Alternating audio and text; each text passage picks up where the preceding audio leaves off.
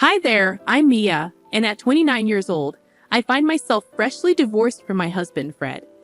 Our love story began back in college, where we shared classes and quickly fell for each other's charms.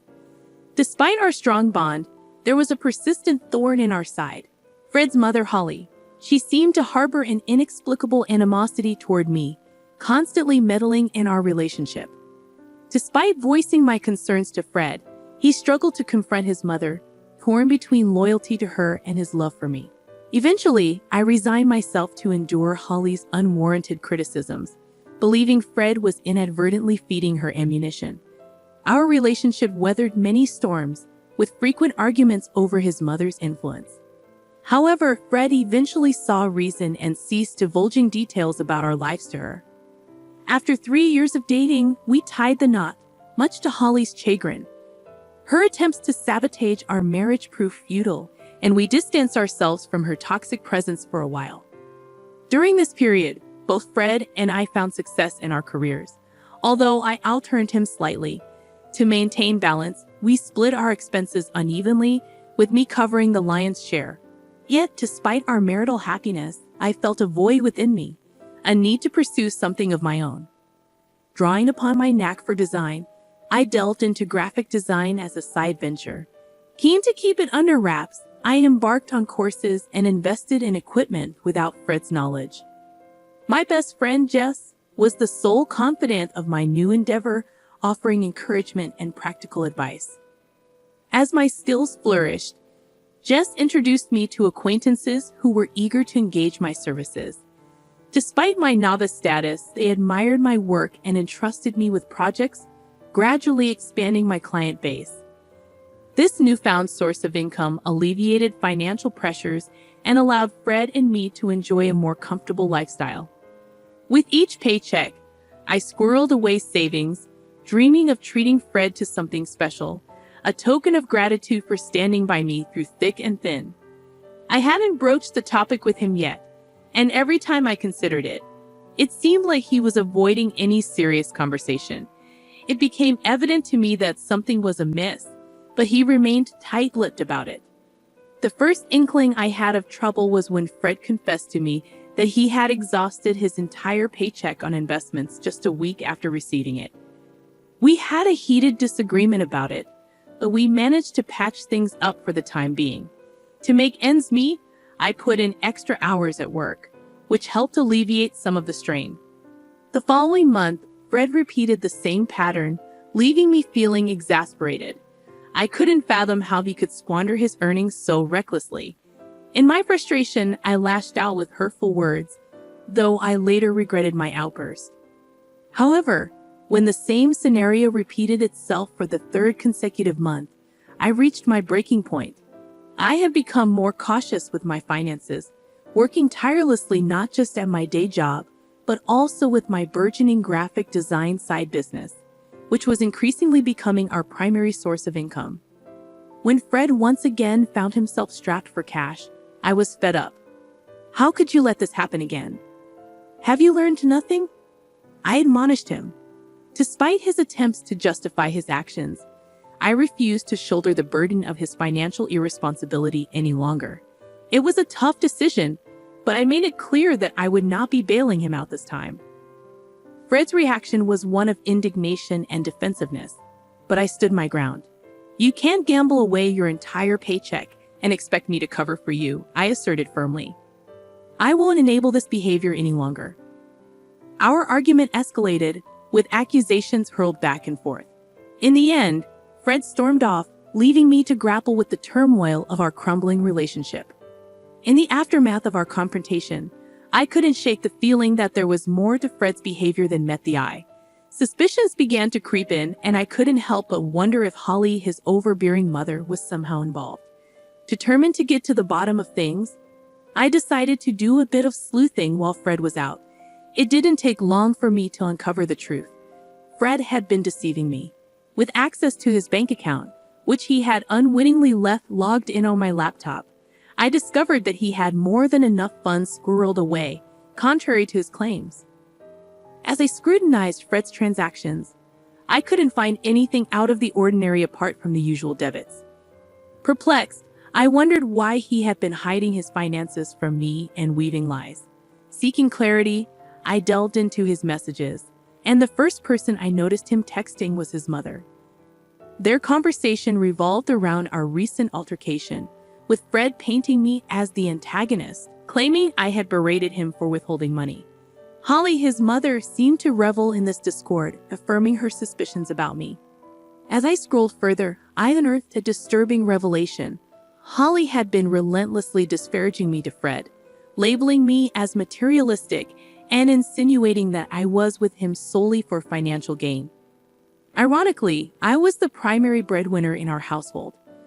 Their exchanges showed how Holly's toxic influence had fueled Fred's grievances against me, magnifying minor annoyances and nurturing his resentment. The final blow came when I discovered their scheme to cut me off financially. Initially hesitant, Fred succumbed to Holly's manipulations, gradually acquiescing to her demands. He fed her ammunition by disclosing incidents where I expressed frustration, further stoking her animosity toward me. It was a devastating betrayal, leaving me reeling with hurt and confusion. Uncertain of my next steps, I sought solace in my best friend Jess. Nestled in her company, I shared the distressing truth I had uncovered, seeking her guidance in this tumultuous moment. Jess, ever the steadfast confidant, listened intently, offering her unwavering support as I grappled with the betrayal inflicted by those closest to me. I grappled with the weight of the situation, unsure of the best course of action. It seemed glaringly obvious. Cut off Fred's support, wait for him to hit rock bottom, then file for divorce. But Jess questioned the morality of such a plan, labeling it as cruel. Her concern nudged me to reconsider my approach, prompting her suggestion to sleep on it and revisit the issue the next day. Exhausted both physically and emotionally, I welcomed the respite sleep promised.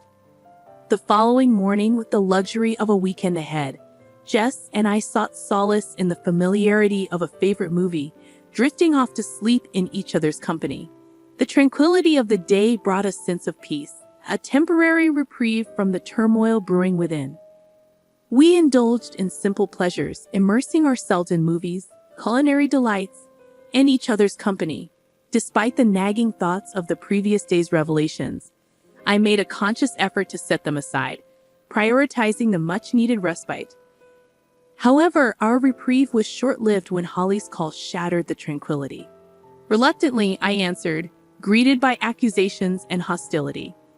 Holly's unwarranted accusations only served to exacerbate the tension, but Jess's encouragement urged me to maintain composure. In the midst of Holly's tirade, an unexpected proposal emerged, a 50-50 split of everything between Fred and me. It was a proposition tinged with skepticism, a test of my commitment to the marriage.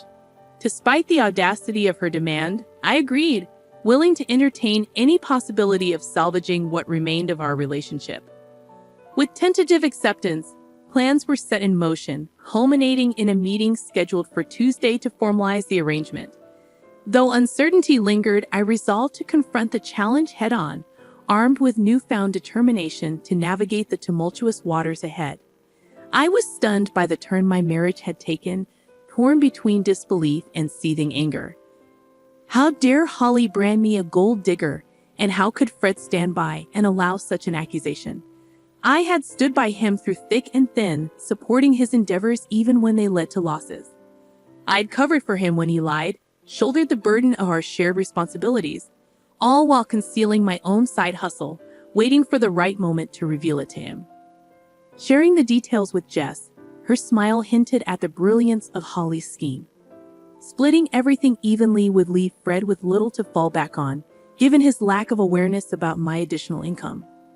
I had hoped to surprise him with a lavish gift once my side venture gained traction, but now I was grateful to have it as a safety net. Tuesday arrived swiftly, and Jess accompanied me as support.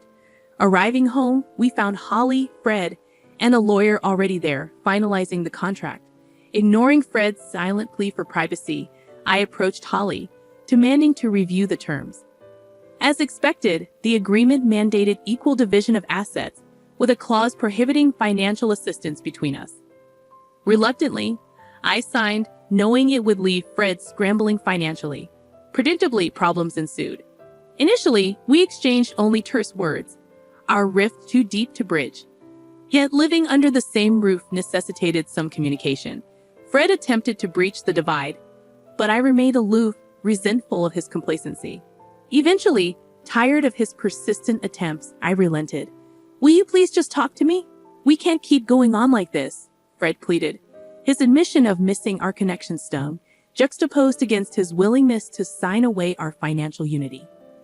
"What do you want me to say, Fred?" I retorted, my frustration palpable. "Is that why you agreed to sever our finances completely?" Fred's silence spoke volumes, laying bare the chasm between us. As we stood at the precipice of our shattered marriage, I grappled with the weight of our choices, uncertain if reconciliation was even possible. "I just needed to know where your loyalty lies, Mia. Despite all the issues caused by your mother, you still choose to side with her. Is this truly what you believe is best for us?" "Please, Fred, don't speak ill of my mother like that. And what wealth do you possess that you're so concerned about? I don't understand. I'm simply trying to make things right between us. Can we not lash out at each other? There will be no reconciliation until that contract is null and void. It's only been 2 weeks since we signed it, and I've seen no evidence to suggest you're not here for the money. If you're struggling financially, just let me know. I'm willing to help. Wouldn't that be a breach of the contract? I won't risk violating it. Why are you making this so difficult? Can't we just be civil?" I could see Fred grappling with conflicting influences, your mother's and his own. The Fred I married wouldn't have succumbed to such manipulation. That month, I diligently paid off our major debts, leaving Fred in a bind. With my share settled, I had more disposable income. Jess and I indulged in lavish outings, while Fred always had an excuse for his financial constraints. My graphic design side gig thrived, leading me to consider quitting my day job. Meanwhile, Fred struggled, his portion of the pantry often bare. While part of me empathized, I reminded myself he brought this upon himself. Holly's unexpected visit left me uneasy. Accusing me of stealing from Fred, she threatened to involve the police. Confused and defensive, I demanded an explanation. "You're accusing me of seeking revenge on Fred because I don't like the contract he made us sign. Please, your son has been struggling all month, but it's not because I've stolen his money to fund my outings to fancy places.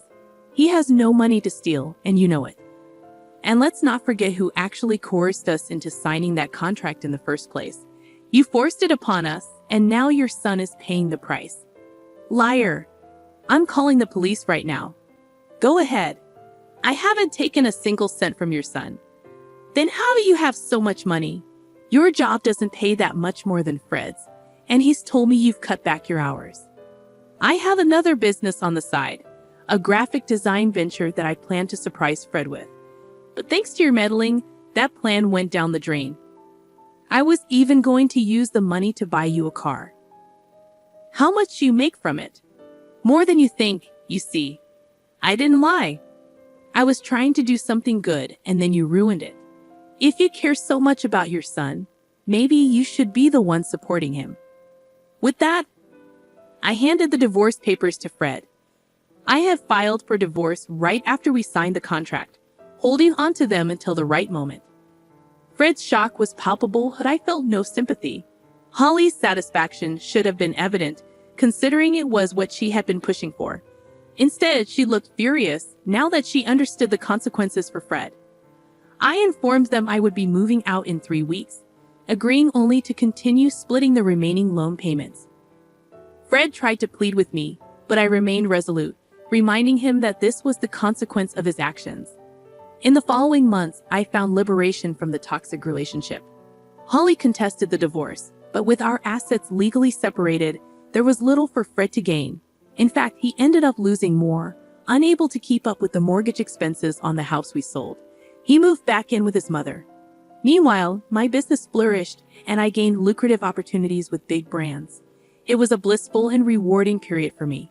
I'm grateful I had something to fall back on, sparing me from the fate Fred endured. Perhaps this will serve as a lesson for him in the future, but that's not my concern anymore.